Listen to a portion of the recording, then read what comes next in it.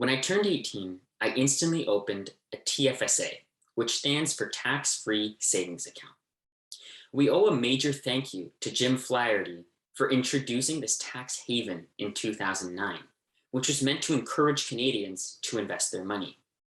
As the name suggests, it is a type of registered account where there are zero tax consequences. However, there are some rules to keep in mind. You have to be at least 18 years of age to open an account, and the TFSA is just an account, not an investment. So I often hear people say, hey, I just bought a TFSA. And I'm like, well, you likely bought a mutual fund in a TFSA. So just something to clarify there. Any gains realized in the account are absolutely tax-free, as well as any transfers out of the account. So you're probably saying like, wow, this thing's great. Well, obviously the government's going to set a maximum amount of money that can be transferred in. So the government can change this amount year over year, but it usually ranges between $5,000 and $10,000. Fortunately, this contribution limit never expires, which means any unused portion from your limit will carry forward to the following year. Transfers out of the account increase your contribution limit for the following year. So in other words, if you need to take money out of your TFSA, let's say to buy a house, you can contribute that money the following year in addition to the annual limit. So note that it actually has to be the next year. If you take that money out, the CRA will not really register that withdrawal until the end of the year. So if you plan on moving your TFSA between like different banks, make sure you do a transfer. They'll know what to do, just make sure you tell them that you're doing a transfer. So here are some common misconceptions about the TFSA.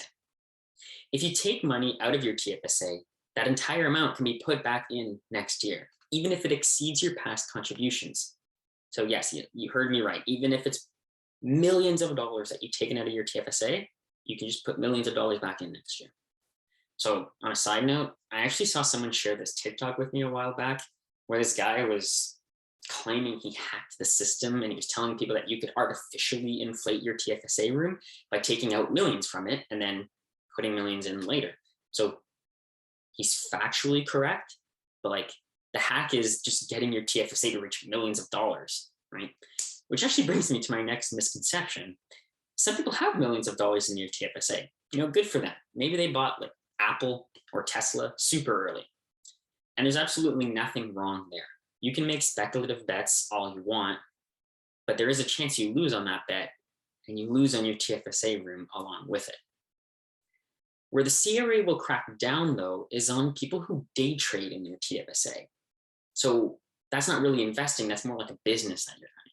So you might not get caught at first, but if you have millions in your TFSA and the CRA finds that it was less of an investment account and more of a business you were running, then you might be in trouble. I typically tell new investors to start outside of a TFSA to familiarize themselves with investing before opening a TFSA. It's really up to you. There's no rush because you won't lose that contribution room.